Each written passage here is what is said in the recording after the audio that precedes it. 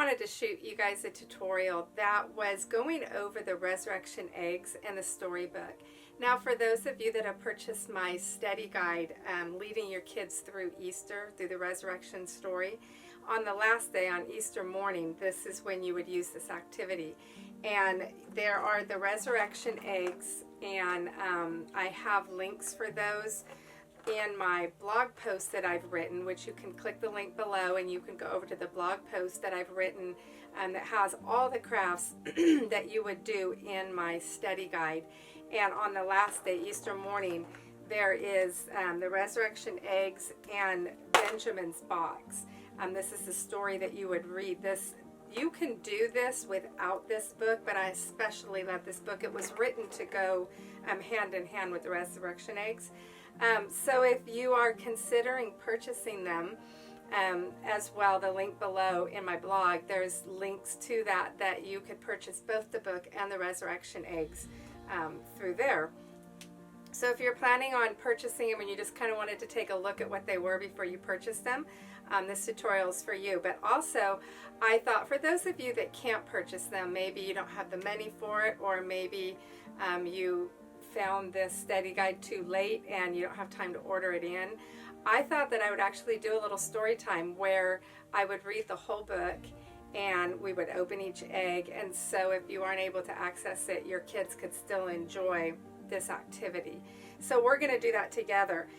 But I wanted to show you the eggs come in a hard plastic case, and each egg has something in it, and they correspond with the story. And then with the resurrection eggs, they send some stickers that your kids can use. And they also have a book, English and Spanish. But this is the book that you could read this. I mean, it's a great storybook that takes you through, and you do dip the eggs with this book. Or they've also talked about, when I looked online to buy my resurrection eggs, they talked about this book. And so I went ahead and bought this book. And this book was also written to correspond with the colors of eggs. And I especially love this book. I just love the feeling and how it just draws your kids into the story. And so this is a little boy named Benjamin, and this is Easter week, and each day he's following Jesus as Jesus is cleaning out the temple and, preaching to the people and the crucifixion, and he's gathering little memorabiliums, I guess, up, and he's keeping it in his box. And so these items that he's finding are what you're going to be finding the resurrection eggs. So I especially love this book more than the book that they sent with the eggs themselves. So once again, the study guide, you can click the link below and you can purchase the study guide. It takes you actually from creation, the beginning of time, all the way up until Easter week. Just talking about different concepts of the fall and consequence of sin and payment for sin, and the origin of Satan and the origin of God, and just all the questions, because a lot of times when we celebrate Easter and we talk to the kids about the Lord rising again, that's with the assumption that they totally understand like why he had to die and the whole backstory. There's so much of a backstory to Easter that a lot of times our kids might not understand.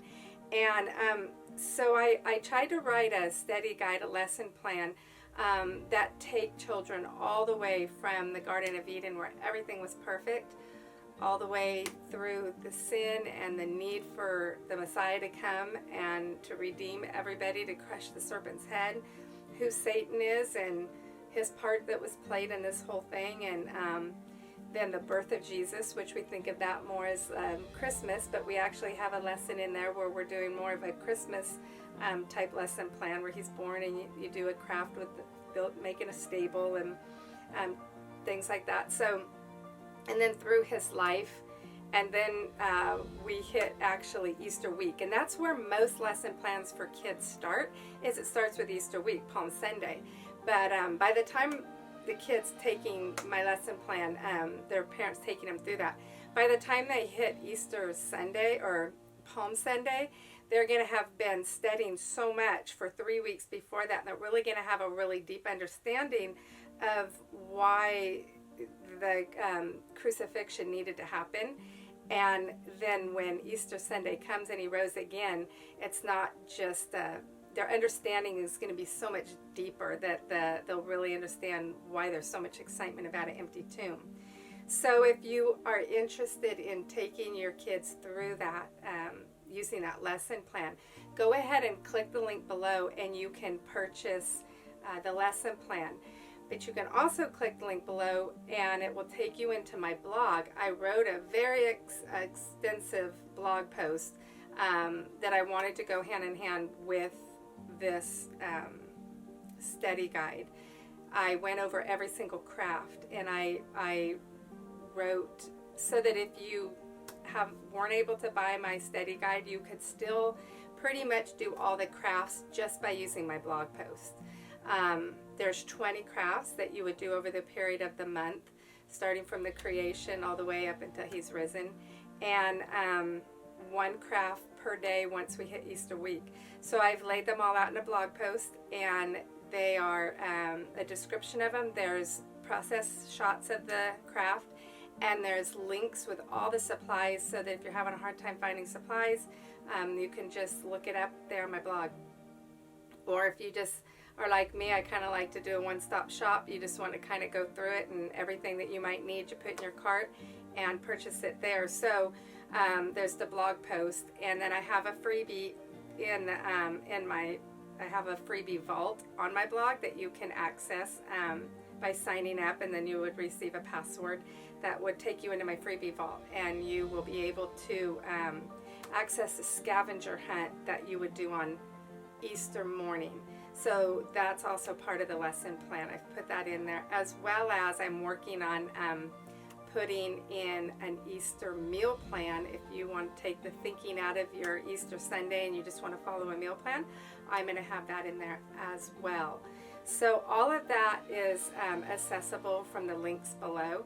And but this tutorial, I wanted to just, like I said, go over this story, and it can just be more of just a book on tape, I guess is what I would call it. So we're going to get started. Now, I'm going to set the eggs aside here, or next to me, so that I can just pull them out as we go. So let me see if there's an introduction that you might... So how you would use this book. This book can be enjoyed as a standalone storybook, but it was designed to be used with the Family Life's Resurrection Eggs. The goal of the book and the resurrection eggs is to present the true story of Easter in a way that children can understand and remember. We also suggest you read what each scripture says. So number one, the color-coordinated eggs and symbols on Benjamin's box helps you know exactly when a child should open the egg that pertains to the page of the story. It also ties in well to the booklet that's provided, this booklet as well. So you would basically, when you're reading, let's say this page, it says the cup, and it's a purple egg on top. So as you're reading this, your kids would find the appropriate egg. They're all different colors, and they would open it up, and what they find inside is going to, coordinate with what they're reading on that page. So the story just goes through, and by the end of the story, they'll have used all the eggs up. So we're just going to read the story together and open the eggs so you can see what they are. So this is the story of Benjamin's box. Benjamin. Long ago, in a faraway land of Palestine, there lived a boy named Benjamin. His small, humble home was nestled into a wall of other houses, almost hidden on a narrow back street in the bustling city of Jerusalem. Benjamin loved Jerusalem because God's temple was there. More than that, Benjamin loved God. His grandfather had taught him many things about God when he was just a tiny boy. Benjamin talked to God a lot. He whispered prayers each night at sunset, and in the morning he always gave thanks for the new day. Benjamin's parents worked hard weaving and selling cloth, but their family was still quite poor. So Benjamin helped out by taking odd jobs around the city. Everyone in Jerusalem seemed to know Benjamin. They could always count on him to be honest and work hard. The box. One bright summer morning, Benjamin sat outside in the sunshine. In his hands was a wooden box. "Hi, Benjamin," called his friend Eli. What's that you've got?" "It's my treasure box," said Benjamin. "My grandfather gave it to me before he died last year. He said it was very, very special." Eli opened it and looked in. "There's nothing in it except for some old straw. How can this be a treasure box?" Benjamin shrugged. "I don't have any real treasures yet, but my grandfather said this straw came from the bed of a baby who was born in a stable. My grandfather was a shepherd then, and he said the baby was going to grow up to be a king." "Why would a king be born in a stable with cows and donkeys?" Eli laughed and closed the box. "I heard some sort of king is coming today. His name is Jesus. Want to come to the city gate and watch for him?" "Sure. My grandfather took me to hear a man called Jesus once. I like to listen to him." The donkey. Crowds were already lining the street. People cut palm branches from trees and handed them out. Others laid garments on the street like a carpet. "Wow," said Benjamin. "He must be a king." The two boys squeezed through the throng just as the donkey entered the gate. "That's him," Benjamin pointed to the man on the donkey. "That's Jesus." "Hosanna, Hosanna," cheered the crowd as they waved their palm branches in the air. "Hail to our new king," yelled the old man standing beside Benjamin. "Why does a king ride on an ordinary donkey?" asked Benjamin. The old man turned. "It means he comes in peace. Jesus has come to set us free. Hail, King Jesus." Benjamin looked into Jesus' face as he drew near. Jesus smiled back as if they were friends. The donkey plodded and Benjamin followed, pushing through the crowd to keep up. At last he drew close enough to pet the donkey. A small tuft of donkey hair came off in his hand. That night, Benjamin placed a bit of donkey fur in his treasure box.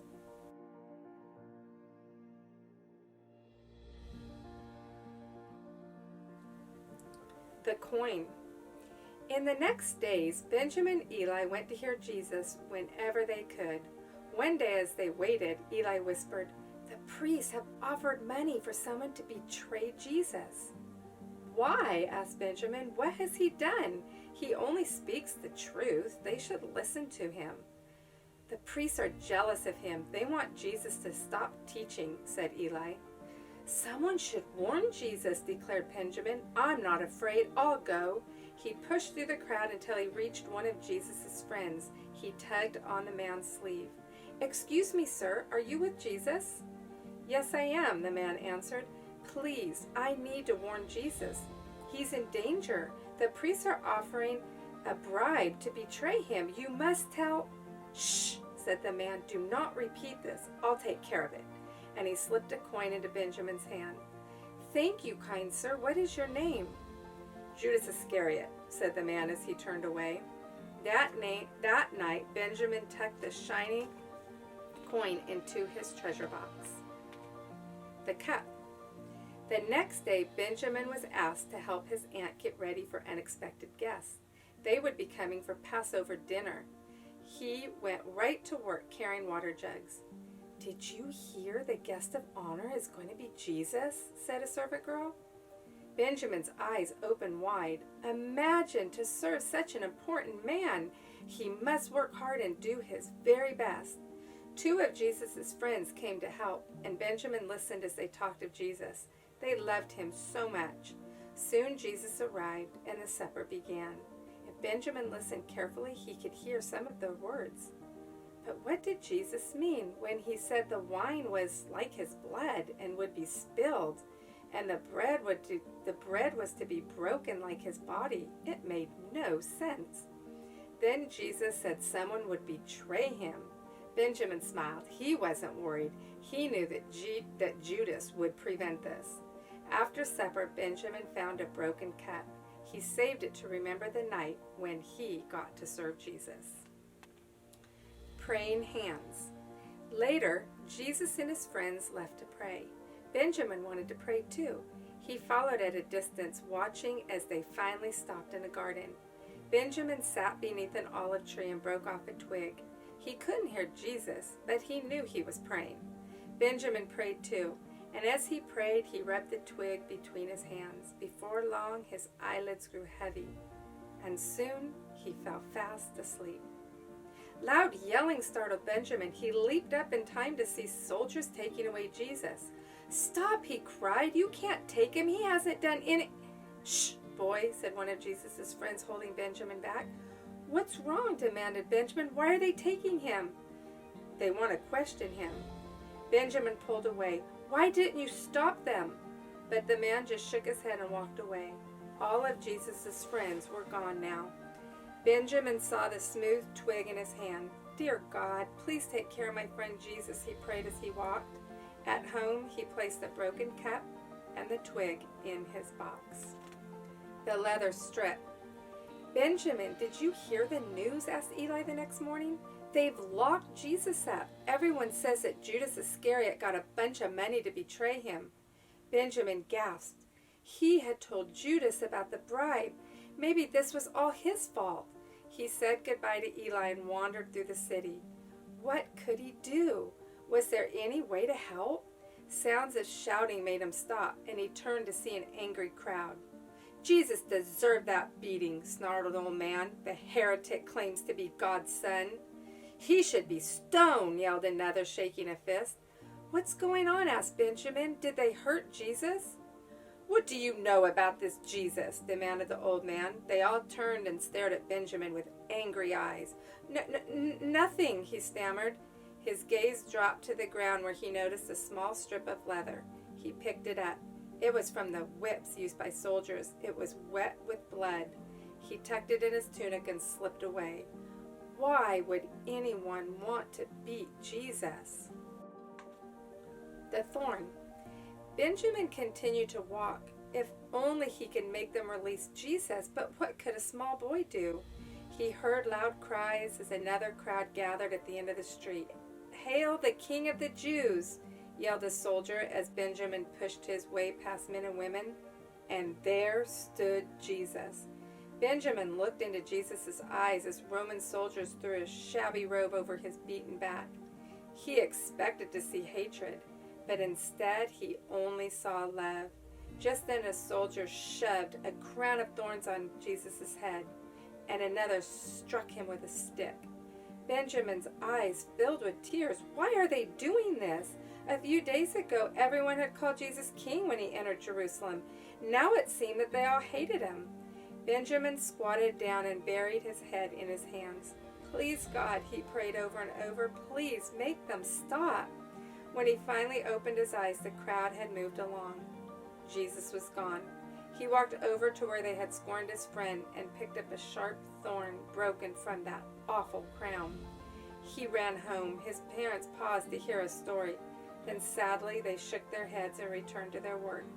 Benjamin placed the thorn and the leather strip in his box and cried. The nail. "Benjamin," cried Eli, "have you heard? Jesus is going to be crucified." "No," cried Benjamin, "he has done nothing to deserve that." Eli frowned. "My father says that only the worst criminals are put to death on a cross." Benjamin went inside and sat in a dark corner of his house. He did not want to talk or even to think about this sad news, but in his mind he could still see the evil men hurting Jesus. "I must go," he finally said aloud. "If this is partly my fault, I can at least be there. I can pray for him."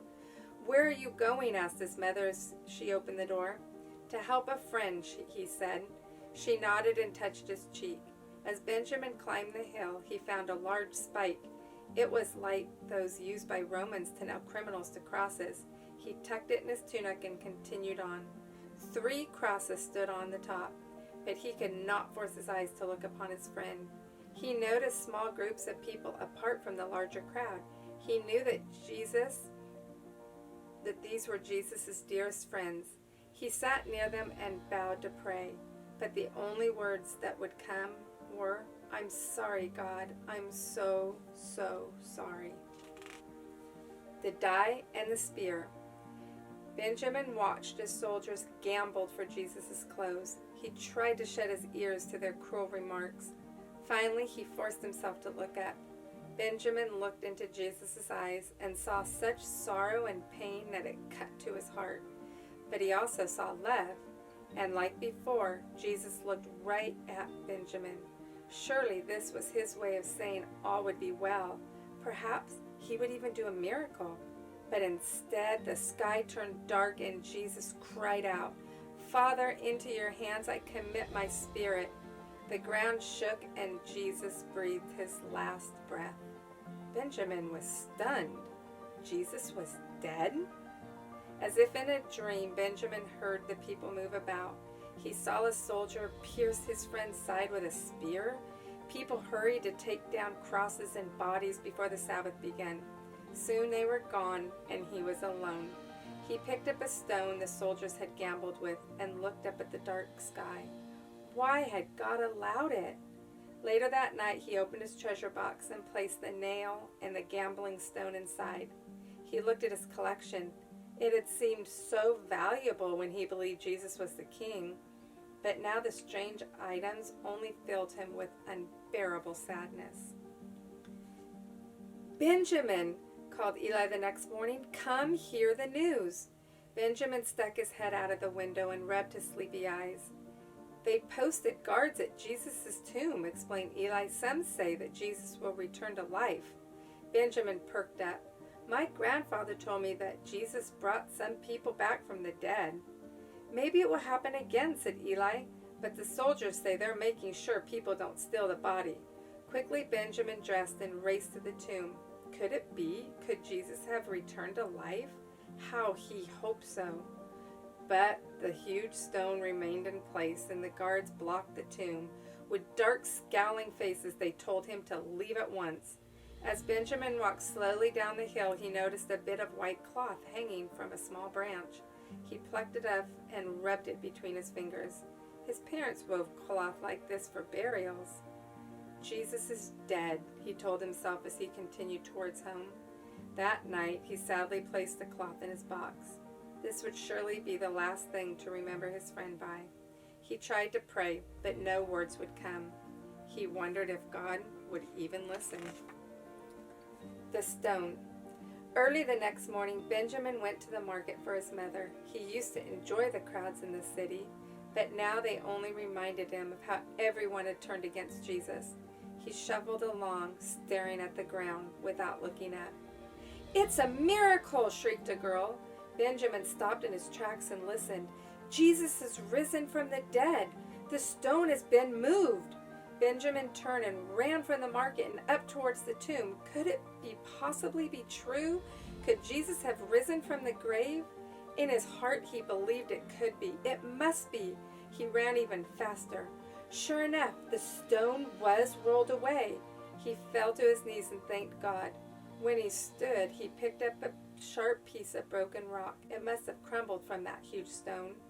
With a joyful heart, he marched back to town. Jesus was alive. In the market, he met a woman who was a friend of Jesus.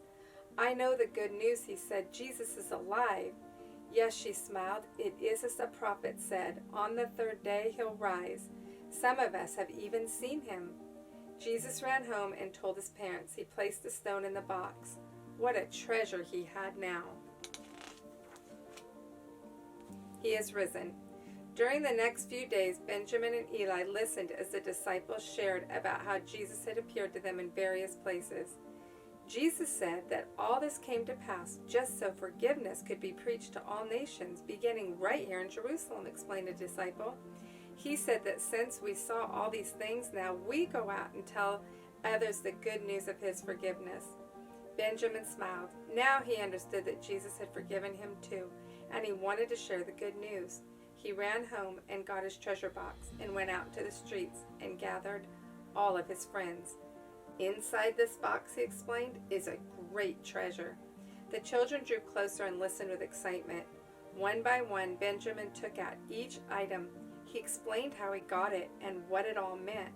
"And so you see," he said as he closed the box and looked into their faces, "the treasure is really Jesus.